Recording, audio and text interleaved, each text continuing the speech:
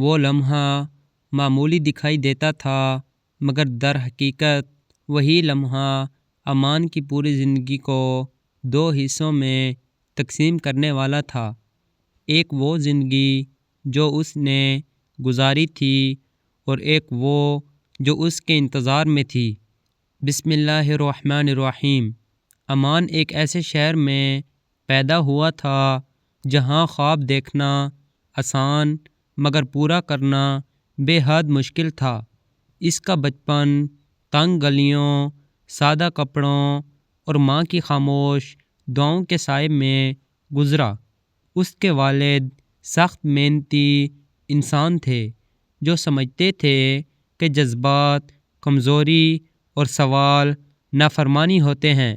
اس لیے امان کو کبھی کھل کر بولنے یا سوچنے کی آزادی نہ ملی، مگر امان کا دل بچپن ہی سے سوالات سے بھرا رہتا تھا۔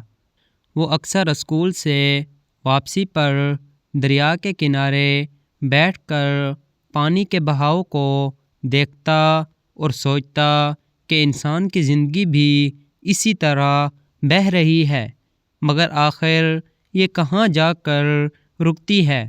وقت گزرتا گیا، امان نے تعلیم مکمل کی اور ایک نجی ادارے میں ملازمت مل گئی۔ تنخواہ مناسب تھی، مگر ماحول ایسا جہاں سچ کو بوجھ اور جھوٹ کو مہارت سمجھا جاتا تھا۔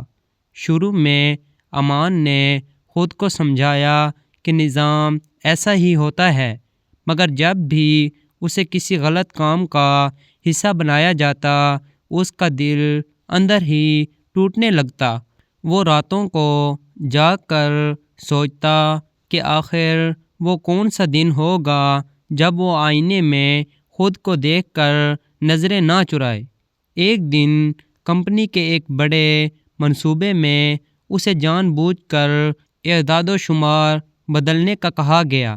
بدلے میں ترقی اور بھاری رقم کی پیشکش تھی۔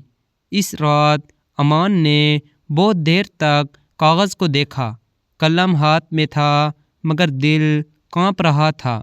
اس نے پہلی بار محسوس کیا کہ انسان کا اصل امتحان غربت یا امیری نہیں بلکہ اختیار ہوتا ہے۔ وہ بغیر فیصلہ کیے مسجد چلا گیا۔ صحن میں بیٹھ کر اس نے آنکھیں بند کیں تو بچپن کی ماں کی دعا، باپ کی محنت اور اپنی بے چینی سب ایک ساتھ یاد آ گئے۔ اذان کی آواز نے اس کے دل کی الجھن کو لفظ دے دیے۔ اگلی صبح اس نے انکار کر دیا۔ نتیجہ وہی نکلا جس کا اسے اندیشہ تھا۔ نوکری ختم، عزت پر سوال اور مستقبل اندھیرے میں ڈوب گیا۔ گھر لوٹا تو والد کی خاموشی سب سے زیادہ چبھنے والی تھی۔ ماں نے کچھ نہ کہا، مگر اس کی آنکھوں میں خوف صاف نظر آتا تھا۔ دن بے روزگاری میں بدل گئے، دوست آہستہ آہستہ دور ہونے لگے۔ محلے کی باتوں نے اس کے حوصلے کو کمزور کرنے کی کوشش کی۔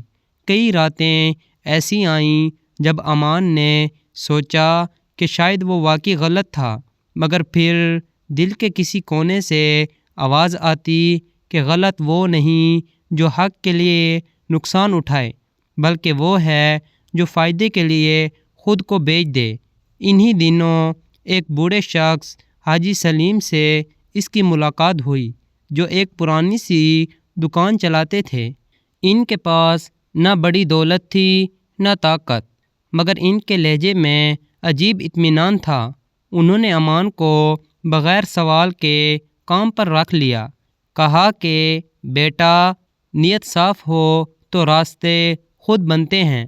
امان نے پوری ایمانداری سے کام سیکھا، گاہکوں سے سچ بولتا، نفع کم مگر حلال رکھتا۔ وقت کے ساتھ لوگ اس کی دیانت کے متعارف ہونے لگے۔ دکان چھوٹی تھی مگر اس کا نام دور تک جانے لگا۔ چند سالوں میں امان نے وہ مقام حاصل کر لیا جو شاید بڑی نوکری میں بھی ممکن نہ تھا۔ ایک دن وہی کمپنی جو کبھی اس کے ضمیر کو خریدنا چاہتی تھی، شدید نقصان کے بعد اس کے پاس آئی۔ اس بار امان کے پاس اختیار تھا۔ اس نے شرکت قبول کی مگر شرط رکھی کہ کوئی جھوٹ، کوئی دھوکہ نہیں ہوگا۔ سب نے حیرت سے اس کی طرف دیکھا، مگر وقت نے ثابت کر دیا کہ سچ وقتی نقصان دے سکتا ہے مگر دائمی فائدہ اسی میں ہے۔ برسوں بعد امان ایک کامیاب تاجر تھا، مگر سب سے بڑی کامیابی یہ تھی کہ وہ رات کو سکون سے سوتا تھا۔ اسے اب سمجھ آ چکا تھا کہ اصل دولت دل کا اطمینان اور رب پر بھروسہ ہے، اور جو شخص ضمیر کی آواز سن لیتا ہے وہ کبھی حقیقت میں ہارتا نہیں۔